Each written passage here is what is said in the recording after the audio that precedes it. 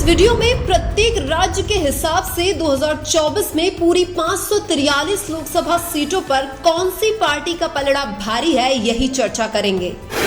जिनमें सबसे पहले अगर बात करें झारखंड की, तो यहाँ पर लोकसभा की कुल 14 सीटें हैं। यहाँ पर कांग्रेस और जेएमएम की बीजेपी के साथ सीधी टक्कर है।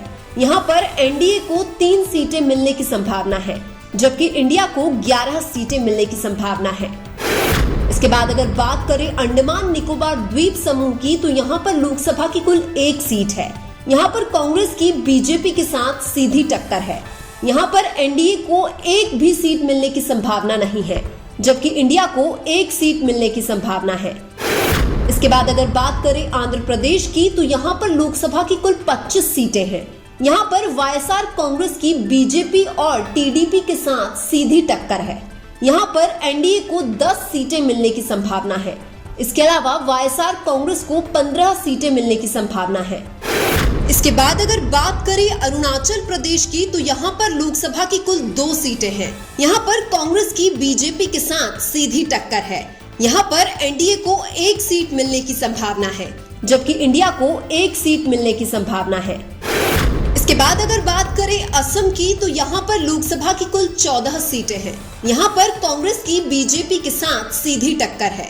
यहाँ पर एनडीए को 7 सीटें मिलने की संभावना है, जबकि इंडिया को 7 सीटें मिलने की संभावना है।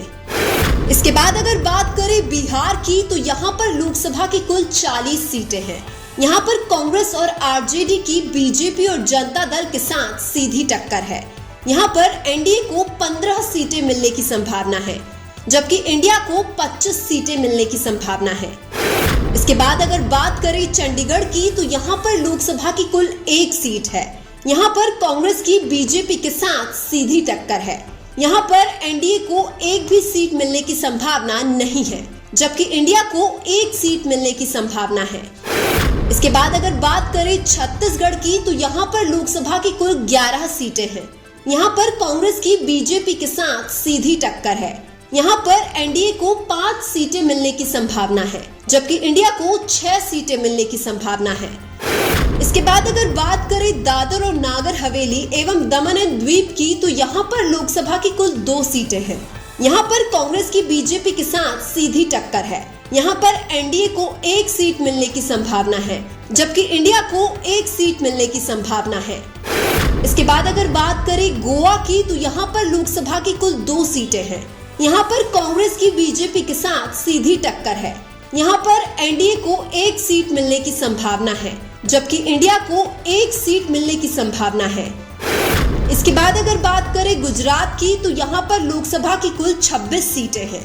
यहाँ पर कांग्रेस और आप की बीजेपी के साथ सीधी टक्कर है। यहाँ पर एनडीए को 22 सीटें मिलने की संभावना है, जबकि इंडिया को 4 सीटें मिलने की संभावना है। इसके बाद अगर बात करें लक्षद्वीप की, तो यहाँ पर लोकसभा की कुल 1 सीट है। यहाँ पर कांग्रेस की एनसीपी के साथ सीधी टक्कर है।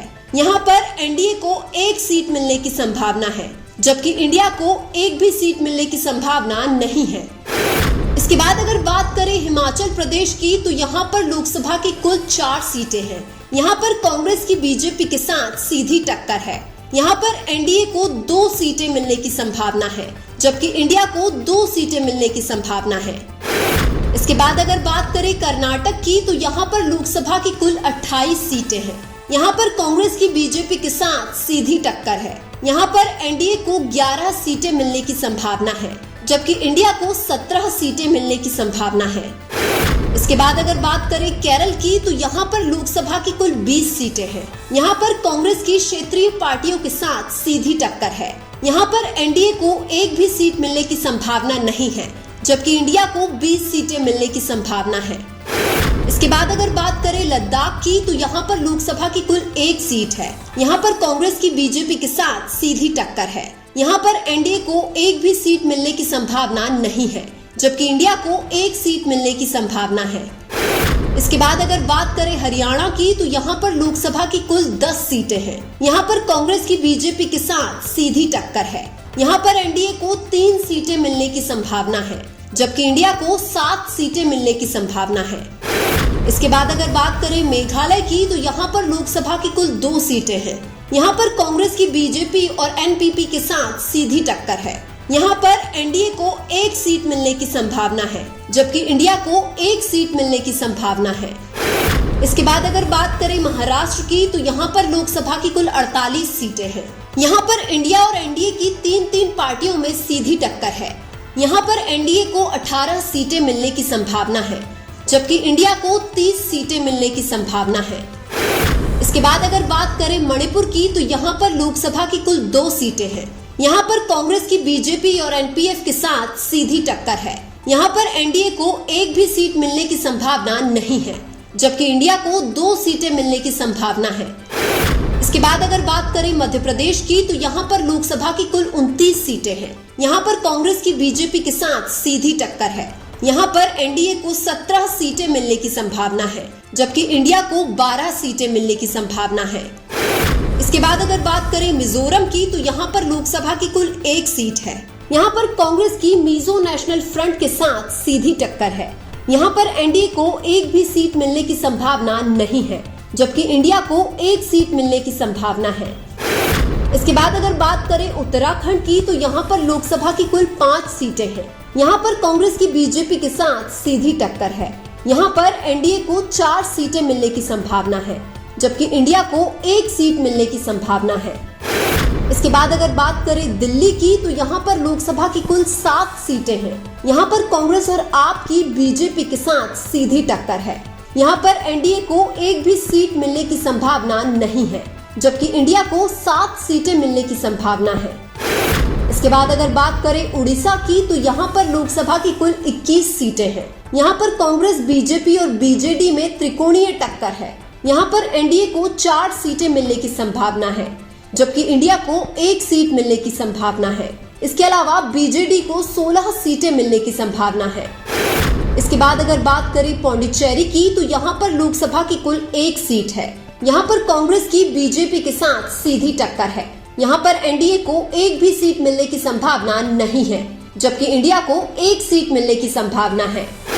इसके बाद अगर बात करें पंजाब की, तो यहाँ पर लोकसभा की कुल 13 सीटें हैं। यहाँ पर कांग्रेस, बीजेपी, अकाली दल और आप चारों में सीधी टक्कर है। यहाँ पर एनडीए को 1 भी सीट मिलने की संभावना नहीं है, जबकि इंडिया को 13 सीटें मिलने की संभावना है। इसके बाद अगर बात करें पश्चिम बंगाल की, तो यहाँ पर लोकसभा की कुल 42 सीटें हैं। यहाँ पर तृणमूल कांग्रेस की बीजेपी के साथ सीधी टक्कर है। यहाँ पर एनडीए को 7 सीटें मिलने की संभावना है, जबकि इंडिया को 4 सीटें मिलने की संभावना है। इसके अलावा टीएमसी को 31 सीटें मिलने की संभावना है। इसके बाद अगर बात करें सिक्किम की, तो यहाँ पर लोकसभा की कुल 1 सीट है। यहाँ पर सिक्किम क्रांतिकारी मोर्चा की सिक्किम डेमोक्रेटिक फ्रंट के साथ सीधी टक्कर है। यहाँ पर एनडीए को 1 सीट मिलने की संभावना है, जबकि इंडिया को 1 भी सीट मिलने की संभावना नहीं है। इसके बाद अगर बात करें तमिलनाडु की, तो यहाँ पर लोकसभा की कुल 39 सीटें हैं। यहाँ पर क्षेत्रीय पार्टी और कांग्रेस की बीजेपी और पीएमके के साथ सीधी टक्कर है। यहाँ पर एनडीए को 1 भी सीट मिलने की संभावना नहीं है, जबकि इंडिया को 39 सीटें मिलने की संभावना है। इसके बाद अगर बात करें नागालैंड की, तो यहाँ पर लोकसभा की कुल 1 सीट है। यहाँ पर कांग्रेस की एनडीपीपी के साथ सीधी टक्कर है। यहाँ पर एनडीए को 1 भी सीट मिलने की संभावना नहीं है, जबकि इंडिया को 1 सीट मिलने की संभावना है।